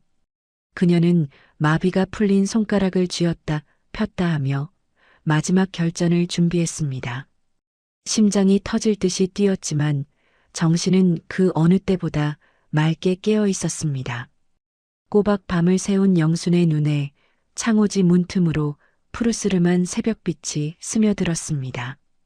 야속한 아침이 기어이 밝아오고 만 것이었죠. 그런데 멀리서 땅을 울리는 묵직한 진동 소리가 들려오기 시작했습니다. 쿠르릉, 쿠르릉. 그것은 낡은 폐가를 부수러 오는 저승사자 포크레인의 엔진 소리였습니다. 김철수가 부스스 눈을 뜨며 입가에 비릿한 미소를 지었죠. 과연 영수는 이 절체절명의 위기에서 무사히 살아남을 수 있을까요? 땅이 울리는 진동이 점점 거세지자 방 안의 묵은 먼지들이 뽀얗게 피어올랐습니다. 김철수는 벌떡 일어나 창문을 활짝 열어젖히며 광기 어린 표정으로 소리쳤죠. 와, 드디어 왔다. 내 돈다발을 실어 나를 황금 마차가 왔어. 그는 흥분에 겨워 최마담을 흔들어 깨우며 덩실덩실 춤이라도 출 기세였습니다. 영순의 등 밑으로 전해지는 묵직한 진동은 마치 저승사자가 문을 두드리는 것만 같았어요. 이제 정말 피할 곳 없는 막다른 골목에 다다랐다는 공포가 목을 조여왔습니다. 하지만 영수는 이불 속에서 메밀베개를 더욱 꽉 끌어안으며 최후의 일격을 준비했죠. 과연 그녀는 이 절체절명의 순간 놈들의 허를 찌르고 통쾌한 반격을 날릴 수 있을까요? 쿠르릉, 쾅, 쿠르릉, 쾅. 거대한 굉음과 함께 낡은 벽이 통째로 흔들리며 흙먼지가 폭포수처럼 쏟아져 내렸습니다. 포크레인의 거대한 무쇠삽이 폐가 마당으로 들어오며 영순의 숨통을 조여오듯 땅을 파헤치고 있었죠. 김철수는 창문 밖을 내다보며 마치 실성한 사람처럼 환호성을 질렀습니다. 왔다. 드디어 왔어. 내 돈다발을 실어올 황금 마차가 왔다고. 그의 얼굴은 탐욕으로 번들거리고 있었고 눈동자는 광기로 뒤집혀 있었어요. 반면 최마담은 책상 위에 널브러진 서류 뭉치를 챙기느라 손이 보이지 않을 정도로 분주했습니다. 이제 영순의 지장만 찍으면 모든 게 끝나는 상황이었거든요. 영순은 점점 다가오는 죽음의 그림자에 심장이 터져버릴 것만 같았습니다. 저 무식한 기계 소리가 자신의 심장 박동 소리를 집어삼키고 있었으니까요. 철수는 붉은 인주가 덕지덕지 묻은 지장 그릇을 들고 영순에게 성큼성큼 다가왔습니다. 그의 눈빛은 이미 인간의 것이라고 볼 수 없을 만큼 비열했죠. 여보, 마지막으로 남편한테 선물 하나 주고 가야지. 자, 여기 엄지 줘봐. 그는 영순의 오른손 엄지손가락을 억지로 잡아챘습니다. 차가운 인주가 손가락 끝에 닿는 순간 영순은 온몸에 소름이 쫙 끼치며 전율했습니다. 이 도장 하나면 평생 시장 바닥에서 생선 내장을 뒤집었으며 일군 재산이 저놈들의 유흥비로 날아갈 판이었으니까요. 영수는 속으로 피를 토하는 심정으로 저항할 준비를 마쳤습니다. 절대로 내 눈에 흙이 들어가기 전에는 이 도장만은 찍어줄 수 없다는 오기가 발동했거든요. 철수는 영순의 손가락을 서류에 억지로 찍으려 안간힘을 썼습니다. 그런데 정말 기이한 일이 벌어지고 말았죠. 힘없이 축 늘어져 있어야 할 식물인간의 손가락이 마치 돌덩이처럼 굳어 꿈쩍도 하지 않는 게 아니겠어요? 뭐야? 이 여자가 왜 이렇게 힘이 세? 철수는 당황해서 인상을 팍 쓰며 끙끙거렸습니다. 영순이 죽을 힘을 다해 손가락에 힘을 주고 버티고 있었던 겁니다. 그녀의 앙상한 손등에는 파란 힘줄이 지렁이처럼 불끈 솟아올라 있었어요. 1년 동안 식물인간인 척 연기하던 영순이 처음으로 육체적인 힘을 드러내며 반기를 든 순간이었습니다. 철수는 혼자 힘으로 안 되자 다급하게 뒤에 있는 최 마담을 불렀습니다. 뭐하고 있어? 빨리 와서 이 여편네 팔 좀 잡아봐. 마지막 발악인가 봐. 최 마담이 하이힐을 벗어 던지고 달려들어 영순의 나머지 팔을 깔고 앉았습니다. 두 사람이 동시에 짐승처럼 덤벼드니 영순도 버티기가 쉽지 않았죠. 뼈가 으스러지는 듯한 고통이 전신을 강타했지만 영순은 이를 악물고 신음조차 내지 않았습니다. 여기서 밀리면 정말 끝장이라는 생각뿐이었으니까요. 이마에는 식은땀이 비 오듯 쏟아졌고 숨이 턱끝까지 차올라 헐떡거렸습니다. 바로 그때 마당에서 누렁이가 미친 듯이 지저대기 시작했습니다. 녀석은 방 안에서 벌어지는 주인의 사투를 본능적으로 감지한 것 같았습니다. 영순이 고통 속에서 내지르는 속마음의 비명을 들은 걸까요? 누렁이는 목줄이 끊어질 듯 팽팽하게 당기며 방문 쪽으로 맹렬하게 돌진하려 했습니다. 그 짖는 소리가 어찌나 사납고 처절하던지 방 안에 있던 최 마담도 움찔하며 돌아볼 정도였어요. 하지만 철수는 눈이 뒤집혀게 소리 따위는 귀에 들어오지도 않는 모양이었습니다. 그는 오로지 도장을 찍어야 한다는 일념 하나로 영순의 손가락을 꺾고 있었거든요. 철수는 영순의 손가락이 펴지지 않자 짜증이 머리끝까지 솟구쳤습니다. 게다가 밖에서 들리는 개 짖는 소리까지 더해지니 미칠 지경이었죠. 아오, 저 똥개 새끼가 확 된장을 발라버릴라. 조용히 안 해? 그는 홧김에 영순의 뺨을 찰싹 소리가 나도록 때리며 화풀이를 했습니다. 짝 하는 날카로운 파열음과 함께 영순의 고개가 힘없이 돌아갔습니다. 그 모습을 문틈으로 본 누렁이의 눈이 순식간에 뒤집히고 말았죠. 자신에게 밥을 주던 유일한 친구이자 엄마 같은 존재가 맡고 있다는 사실에 녀석의 분노가 폭발한 겁니다. 더 이상 참을 수 없었던 누렁이는 온몸의 근육을 부풀리며 포효했습니다. 투둑, 팅, 무언가 끊어지는 소리가 날카롭게 허공을 갈랐습니다. 낡고 녹슨 쇠사슬이 누렁이의 순간적인 괴력을 이기지 못하고 허무하게 끊어져 버린 것입니다. 자유가 된 누렁이는 마치 총알처럼 튀어나갔죠. 녀석은 일말의 망설임도 없이 닫혀있는 방문을 향해 몸을 날렸습니다. 덜컹거리는 낡은 문짝이 녀석의 몸통 박치기에 우지끈하고 박살이 나버렸어요. 마치 성난 호랑이가 우리를 탈출하듯 그 기세는 실로 엄청났습니다. 부서진 문짝 파편이 사방으로 튀며 방 안은 순식간에 아수라장이 되었습니다. 와장창 소리와 함께 방문이 떨어져 나가고 누렁이가 방 안으로 들이닥쳤습니다. 녀석의 입가에는 하얀 거품이 물려 있었고 눈은 핏발이 서서 붉게 충혈되어 있었죠. 김철수와 최마담은 너무 놀라 입을 다물지 못하고 얼어붙었습니다. 저게 어떻게 들어왔어? 철수가 사색이 되어 뒷걸음질을 쳤지만 이미 늦은 상태였습니다. 누렁이는 영순을 괴롭히던 철수를 정확히 타겟으로 노리고 있었거든요. 녀석은 낮은 으르렁거림과 함께 철수의 다리를 향해 비호처럼 날아들었습니다. 그 움직임은 굶주린 맹수 그 자체였습니다. 누렁이는 짐승의 포유를 내지르며 김철수에게 달려들었습니다. 그리고는 날카로운 송곳니로 철수의 종아리를 덥석 물어뜯었죠. 으악! 내 다리! 사람 살려! 철수의 입에서 처절한 비명이 터져 나오며 고막을 찢었습니다. 살점이 뜯겨나가는 끔찍한 고통에 그는 바닥을 구르며 발버둥 쳤어요. 하지만 누렁이는 한 번 문 사냥감을 절대 놓지 않고 머리를 세차게 흔들어댔습니다.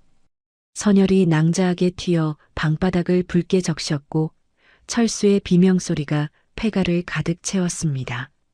그것은 영순이 당했던 고통을 그대로 돌려주는 처절한 응징의 시작이었습니다. 방 안은 순식간에 통제 불능의 아수라장이 되었습니다. 최마담은 공포에 질려 구석으로 기어가며 비명을 질러댔죠. 야, 살려주세요. 미친 개가 사람 죽인다. 그녀는 영순의 서류 뭉치를 내팽개치고 치마가 젖는 줄도 모르고 오줌을 지려버렸습니다. 철수는 피투성이가 된 다리를 부여잡고 개에게 목숨을 구걸하는 처지가 되었죠. 누렁아, 내가 잘못했다. 제발 이거 놔. 평소 발로 차고 무시하던 개에게 목숨을 구걸하는 꼴이 아주 가관이었습니다. 바닥을 기어다니는 그의 모습은 그가 영순에게 했던 짓보다 더 비참해 보였습니다. 영순은 그 난장판 속에서 조용히 몸을 일으킬 준비를 했습니다. 누렁이가 목숨 걸고 벌어준 이 금쪽 같은 기회를 절대 놓칠 수 없었으니까요. 철수가 개에게 물려 정신이 팔린 사이 영순의 눈빛이 매섭게 번뜩였습니다. 그녀는 다리 사이에 끼워둔 200억 원이 든 메밀 베개를 꽉 움켜쥐었죠. 이제 드디어 죽은 줄 알았던 부동산 여왕이 부활하여 심판을 내릴 차례가 된 것입니다. 영수는 떨리는 손으로 휠체어 손잡이를 잡으며 천천히 상체를 일으켰습니다. 과연 그녀는 어떤 호통으로 저 악당들의 간담을 서늘하게 만들까요? 최마담은 김철수가 개에게 물려 비명을 지르자 그제야 정신이 번쩍 들었습니다. 그녀는 바닥에 굴러다니던 빈 소주병을 거칠게 움켜쥐었죠. 이 미친 개가 어디서 사람을 물어? 당장 안 비켜? 그녀는 도끼가 서린 눈으로 소주병을 높이 치켜들었습니다. 누렁이의 머리통을 내리쳐서라도 김철수를 구하려는 심산이었어요. 누렁이는 철수의 다리를 무느라 정신이 팔려 뒤에서 다가오는 위협을 전혀 눈치채지 못하고 있었습니다. 그대로 놔두면 녀석의 머리가 박살 날지도 모르는 일촉즉발의 상황이었죠. 영수는 그 끔찍한 광경을 보고 심장이 멎는 것만 같았습니다. 자신을 위해 목숨을 건 녀석이 다치는 걸 더 이상 지켜볼 수만은 없었으니까요. 영순의 마비된 다리에 뜨거운 용암 같은 분노가 솟구쳤습니다. 그녀는 휠체어 팔걸이를 양손으로 꽉 움켜쥐었죠. 손톱이 가죽을 뚫을 정도로 힘이 들어갔고 팔뚝에 핏줄이 터질 듯 솟아올랐습니다. 일어나야 해. 박영순, 제발 일어나라. 그녀는 속으로 피를 토하듯 절규하며 하체에 온 신경을 집중했습니다. 그러자 기적처럼 굳어있던 다리 근육에 전기가 통하듯 힘이 들어가는 게 아니겠어요? 으으. 영수는 단전에서부터 끓어오르는 기합 소리를 내지르며 엉덩이를 떼기 시작했습니다. 1년 동안 꼼짝도 않던 그녀의 몸이 거짓말처럼 공중으로 솟아올랐습니다. 동작 그만. 그 손 당장 내리지 못해. 천둥벼락 같은 호통 소리가 폐가에 썩은 천장을 뒤흔들었습니다. 술병을 내리치려던 최 마담의 손이 공중에서 딱 멈춰섰죠. 그녀는 귀를 의심하며 천천히 고개를 돌렸습니다. 그리고 눈앞에 펼쳐진 믿을 수 없는 광경에 들고 있던 술병을 쨍그랑 하고 떨어뜨리고 말았어요. 방금 전까지 식물인간처럼 축 늘어져 있던 영순이 두 다리로 꼿꼿하게 서 있었거든요. 그녀의 모습은 마치 지옥에서 돌아온 복수의 여신처럼 거대하고 위압적이었습니다. 방 안의 공기가 순식간에 얼어붙으며 숨막히는 긴장감이 감돌았습니다.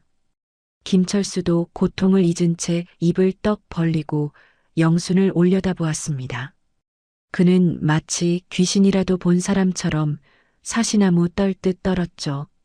여보, 나 당신 어떻게 서 있어? 그의 목소리는 공포에 질려 쥐어짜는 듯 나왔습니다. 분명히 의사가 평생 걷지 못할 거라고 했는데 눈앞에 영수는 너무나 당당하게 서 있었으니까요. 영수는 싸늘하게 식은 눈빛으로 두 사람을 내려다보았습니다. 왜? 내가 영영 못 일어날 줄 알았니? 내 놈들 뜻대로 안 돼서 유감이구나. 그녀의 목소리는 낮고 차가웠지만 그 어떤 비명보다 더 공포스럽게 들려왔습니다. 악당들은 압도적인 기세에 눌려 숨소리조차 내지 못했습니다. 영수는 뻣뻣한 다리를 끌며 최마담 앞으로 한 발자국 내디뎠습니다. 감히 내 새끼한테 손을 대? 내가 짐승만도 못한 년이구나. 그녀는 온 힘을 다해 최마담의 뺨을 세차게 올려붙였습니다. 짝! 고막이 터질 듯한 소리와 함께 최마담의 고개가 휙 돌아갔죠. 그녀는 비명 한 번 지르지 못하고 바닥에 처박혔습니다. 입가에서 터진 피가 주르륵 흘러내렸지만 그녀는 감히 고개를 들 생각조차 못했어요. 영순의 소나기 힘은 병약한 환자의 것이 아니라 시장통을 호령하던 여장부의 매운 손맛 그대로였으니까요. 이번에는 피를 흘리며 쓰러져 있는 김철수 차례였습니다. 영수는 다리를 절뚝거리며 그에게 다가가 싸늘한 미소를 지었죠. 김철수, 내가 어제 나한테 뭐라 그랬지? 그녀는 허리를 숙여 철수의 귀에 입을 갖다 댔습니다. 그리고 어제 철수가 했던 말을 토씨 하나 틀리지 않고 그대로 돌려주었어요. 여보, 너무 억울해하지 마. 감옥에 가서 평생 썩는 게 낫잖아. 그 말은 철수의 심장에 비수처럼 꽂혔습니다. 자신이 뱉은 독설이 부메랑이 되어 돌아오자 그는 공포에 질려 눈동자만 굴릴 뿐이었습니다. 이 상황이 꿈이기를 바랬지만 종아리의 통증은 너무나 생생했습니다. 철수는 영순의 기세에 완전히 압도되어 바닥을 기었습니다. 여보, 내가 잘못했어. 한 번만 용서해줘. 응? 그는 영순의 바짓가랑이를 잡고 비굴하게 애원했죠. 하지만 영순은 더러운 오물을 보듯 발로 그의 손을 걷어찼습니다. 이거나 내 몸에 손대지 마. 썩은 냄새 나니까. 철수는 영순의 서슬 퍼런 눈빛을 보고 그만 바지에 오줌을 지리고 말았습니다. 노란 물이 바지를 적시며 퍼져나가자 방 안에는 지린내와 피비린내가 진동을 했습니다. 천하의 악당이라던 김철수의 밑바닥이 적나라하게 드러나는 순간이었죠. 바로 그때 밖에서 요란한 사이렌 소리가 들려왔습니다. 비용, 비용, 비용. 경찰차와 강 실장의 차가 마당으로 들이닥친 것입니다. 부서진 방문 너머로 제복을 입은 경찰들과 강 실장이 뛰어들어왔죠. 강 실장은 서 있는 영순을 보고 감격에 겨워 달려왔습니다. 회장님, 무사하셨군요. 세상에 일어나시다니요. 그는 울먹이며 영순을 부축했습니다.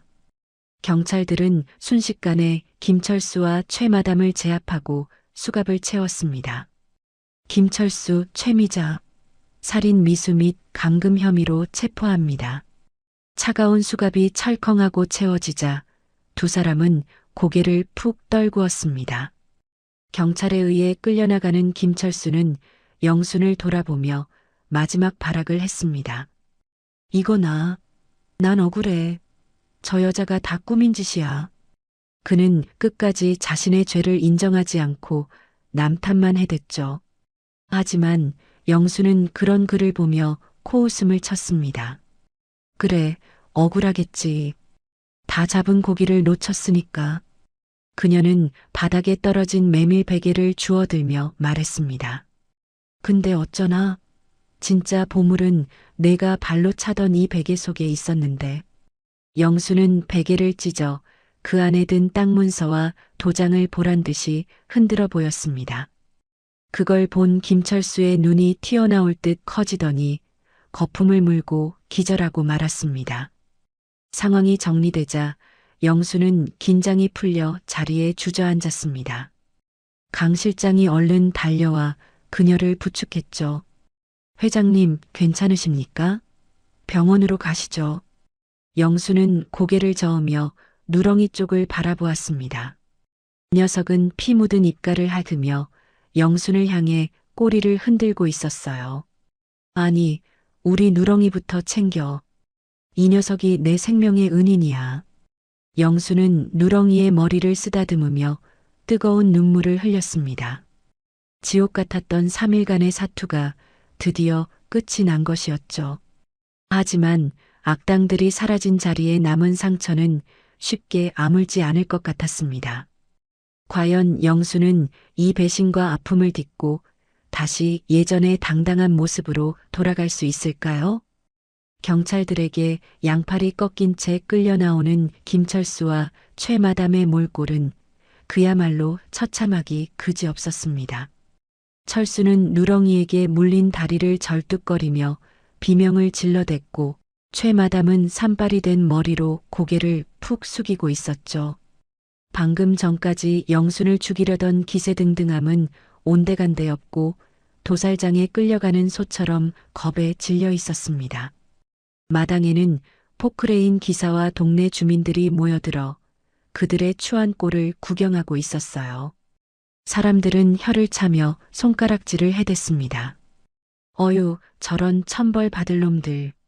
조강지처를 산속에다 버려. 주민들의 따가운 시선과 비난이 쏟아지자 김철수는 쥐구멍이라도 찾고 싶은 심정이었습니다. 하지만 수갑찬 손으로 얼굴조차 가릴 수 없어 모욕감을 온몸으로 받아내야만 했죠. 영수는 강 실장의 부축을 받으며 천천히 마루로 걸어 나왔습니다. 그녀의 손에는 찢어진 메밀 베개가 들려 있었는데 마치 전리품처럼 보였죠. 철수는 경찰차에 타기 직전 영순이 들고 있는 베개를 보고 악을 썼습니다. 아, 이 여편네야.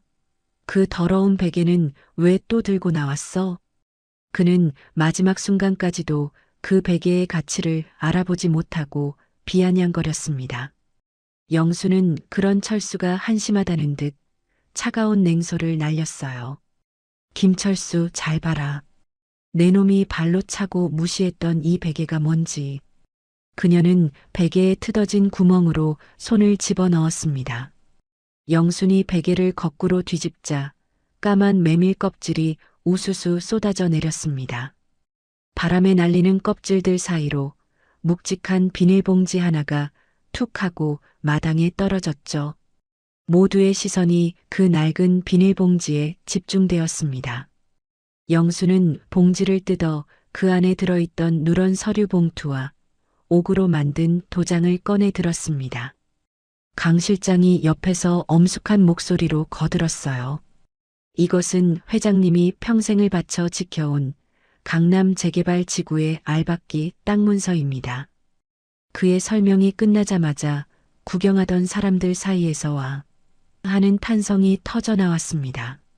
그저 낡은 베개인 줄 알았는데 그 속에 엄청난 보물이 숨겨져 있었던 겁니다. 김철수는 눈앞에 펼쳐진 광경을 믿을 수 없어 눈을 비비고 또 비볐습니다.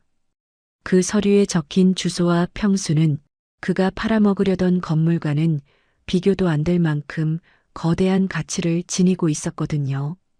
강 실장은 쐐기를 박듯 금액을 언급했습니다. 현재 시세로 약 200억 원에 달하는 그야말로 노른자 땅이죠. 200억 원이라는 말에 김철수의 턱이 빠질 듯 벌어졌습니다. 그는 자신이 그토록 찾아 헤매던 돈방석이 바로 자신의 발밑에 굴러다니고 있었다는 사실을 깨달았습니다. 그런데 그 보물을 제 발로 걷어차고 무시했으니 억장이 무너질 노릇이었죠. 철수의 얼굴이 파랗게 질리다 못해 흑빛으로 변해갔습니다. 영수는 넋이 나간 철수에게 다가가 나직하게 말했습니다. 내가 돈에 눈이 멀어 나를 버리지만 않았어도 이 돈은 다 내 것이 될 수도 있었어.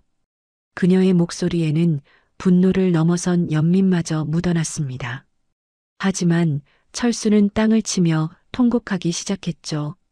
아이고, 내 돈, 내가 미쳤지. 저걸 몰라보고. 그는 자신의 죄를 뉘우치는 게 아니라 날아간 돈이 아까워 피눈물을 흘리고 있었습니다. 그 추악한 모습을 본 최 마담도 악을 쓰며 철수의 머리채를 잡았습니다. 야, 이 등신아. 베개 속에 있다고 말했어야지. 두 사람은 경찰들 앞에서 서로를 물어뜯으며 진흙탕 싸움을 벌였습니다. 경찰들은 더 이상 볼 것도 없다는 듯 두 사람을 거칠게 경찰차 안으로 밀어 넣었습니다. 자, 조용히 하고 타. 가서 콩밥 먹으면서 싸우라고. 철컹하는 소리와 함께 뒷문이 닫히고 철수와 최 마담의 탐욕스러운 절규도 차단되었습니다. 창문 너머로 보이는 그들의 얼굴은 후회와 공포로 일그러져 있었죠. 영수는 멀어지는 경찰차를 바라보며 깊은 한숨을 내쉬었습니다. 10년 묵은 체증이 내려가는 듯 시원하면서도 한편으로는 가슴 한구석이 뻥 뚫린 듯 허전했거든요. 평생을 믿었던 남편을 감옥으로 보내야 하는 여자의 마음이 오죽했을까요? 하지만 이것은 인과응보이자 사필기정이었습니다. 경찰차가 흙먼지를 일으키며 사라지자 폐가에는 다시 평화가 찾아왔습니다. 주민들도 하나둘 흩어지고 마당에는 영순과 강 실장 그리고 누렁이만 남았죠. 영수는 바닥에 떨어진 땅 문서를 주워 품에 안았습니다. 이 종이 한 장 때문에 죽을 고비를 넘겼다고 생각하니 인생이 참 더덥게 느껴졌습니다. 회장님, 이제 다 끝났습니다. 서울로 가시죠. 강 실장이 영순의 휠체어를 밀며 부드럽게 말했습니다. 하지만 영순은 고개를 저으며 누렁이에게 시선을 돌렸습니다. 녀석은 꼬리를 흔들며 영순의 다리에 얼굴을 비비고 있었어요. 영순은 휠체어에서 내려와 누렁이를 와락 끌어안았습니다. 아이고, 내 새끼. 너 아니었으면 나 벌써 저 세상 갔을 거다. 그녀의 눈에서 참았던 눈물이 왈칵 쏟아져 나왔습니다. 누렁이도 영순의 마음을 아는지 거친 혀로 그녀의 눈물을 하차주었죠. 사람보다 더 사람 같은 이 짐승의 온기가 영순의 상처 입은 마음을 어루만져 주었습니다. 돈도 명예도 다 필요 없었습니다. 가장 밑바닥에 있을 때 곁을 지켜준 건 바로 이 말 못하는 개 한 마리뿐이었으니까요. 영수는 결심한 듯 강 실장을 올려다보며 말했습니다. 강 실장, 나 서울 안 간다. 이 녀석 데리고 갈 데가 있어. 강 실장은 의아한 표정으로 물었습니다. 네, 그럼 어디로 가시려고요? 병원부터 가셔야죠. 영수는 눈물을 닦으며 시장통 방향을 가리켰습니다. 내가 처음 장사 시작했던 그곳으로 갈 거야. 거기서 국밥 한 그릇 먹어야 속이 풀릴 것 같구나. 그녀의 얼굴에는 비장함 대신 편안한 미소가 번지고 있었습니다. 화려한 펜트하우스가 아닌 땀 냄새 나는 시장 바닥이 지금 그녀에게 가장 필요한 안식처였던 겁니다. 과연 모든 것을 털어낸 영수는 새로운 삶의 터전에서 어떤 희망을 찾게 될까요? 사건이 있고 난 뒤로 어느덧 한 달이라는 시간이 흘렀습니다. 시끌벅적한 노량진 수산시장은 새벽부터 상인들의 활기찬 외침으로 가득 차 있었죠. 그 생동감 넘치는 풍경 한가운데에 낯익은 얼굴이 보였습니다. 바로 죽음의 문턱에서 살아 돌아온 박영순이었어요. 그녀는 화려한 명품 옷 대신 비린내 나는 고무 앞치마를 두르고 있었습니다. 능숙한 솜씨로 고등어의 배를 가르는 그녀의 손길은 거침이 없었죠. 지나가던 단골 손님들이 반갑게 인사를 건넸습니다. 아이고, 박 여사님, 몸은 좀 어때요? 이제 다 나으신겨? 영수는 환하게 웃으며 대답했습니다. 그럼요. 저승사자랑 하이파이브하고 왔더니 힘이 더 펄펄 나네요. 그녀의 얼굴에는 지난날의 그늘이라곤 찾아볼 수 없이 건강한 홍조가 돌고 있었습니다. 영순의 좌판 옆에는 살이 포동포동하게 오른 누렁이가 앉아 있었습니다. 녀석은 이제 더 이상 뼈가 앙상한 학대견이 아니었죠. 윤기가 자르르 흐르는 황금빛 털을 뽐내며 지나가는 손님들에게 애교를 부리고 있었거든요. 목에는 영순이 직접 만들어준 예쁜 스카프까지 두르고 있었습니다. 손님들이 귀엽다며 머리를 쓰다듬을 때마다 녀석은 꼬리가 떨어져라 흔들어댔어요. 시장 상인들은 누렁이를 복덩이라고 불렀습니다. 녀석이 온 뒤로 영순네 가게에 손님이 끊이지 않았기 때문이죠. 누렁이는 가끔 영순을 쳐다보며 컹 하고 짖었는데 마치 엄마 오늘도 대박 나세요 라고 응원하는 것 같았습니다. 점심시간이 되자 말쑥한 정장 차림의 강 실장이 국밥 2그릇을 배달해 왔습니다. 그는 여전히 영순을 회장님이라 부르며 깍듯하게 모셨죠. 회장님 식사하시죠. 시장통 국밥이 제일 맛있다며 노래를 부르셨잖아요. 강 실장은 김이 모락모락 나는 뚝배기를 영순 앞에 내려놓았습니다. 하지만 영순은 손에 묻은 물기를 닦으며 타박을 주었어요. 아니, 강 실장. 내가 이제 회장 아니라고 몇 번을 말해? 그냥 누나라고 하라니까. 그녀는 껄껄 웃으며 숟가락을 들었습니다.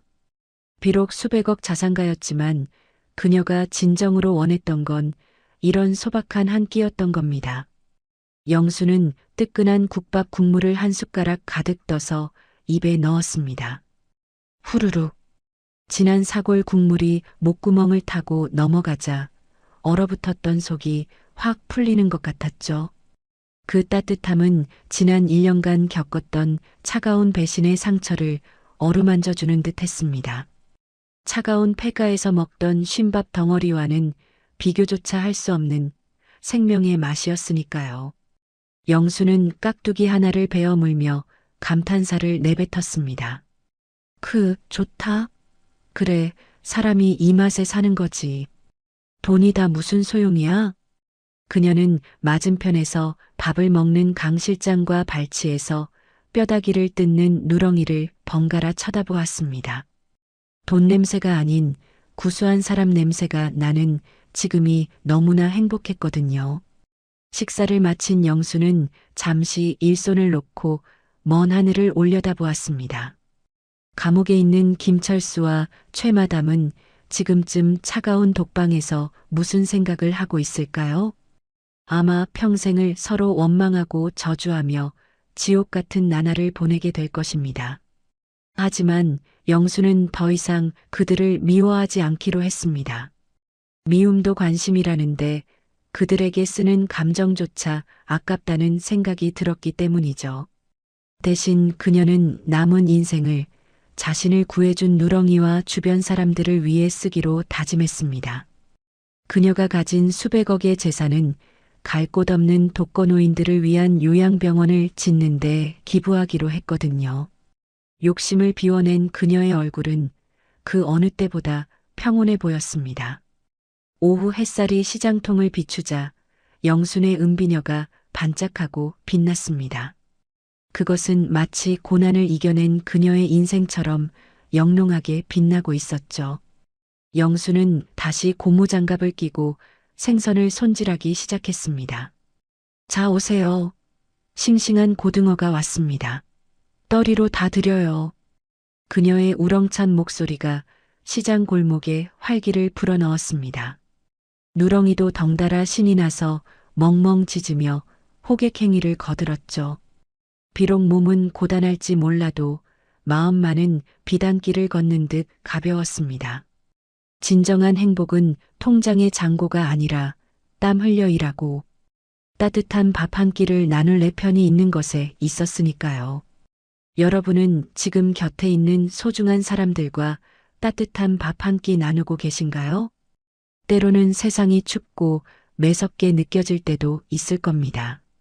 하지만 영순이 칠흑 같은 어둠 속에서도 희망을 잃지 않았듯이 여러분의 인생에도 반드시 쨍하고 해 뜰 날이 올 것이라 믿습니다. 오늘 하루 고생한 나 자신에게 뜨끈한 국밥 한 그릇 선물해 보는 건 어떨까요? 뱃속이 든든해지면 얼어붙은 마음도 스르르 녹아내릴 테니까요. 영순과 누렁이의 인생 이막이 꽃길만 걷기를 진심으로 응원해 봅니다. 지금까지 산속 폐가에서 기적처럼 살아 돌아온 박영순님의 사연이었습니다. 이 이야기가 여러분의 가슴에 작은 위로와 통쾌함을 드렸기를 바랍니다. 앞으로도 더 가슴 뛰고 때로는 눈물 나게 감동적인 이야기로 여러분을 찾아뵙겠습니다. 오늘도 사랑하는 가족들과 함께 건강하고 행복한 하루 보내시길 기원합니다. 이상 달봄 사연이었습니다.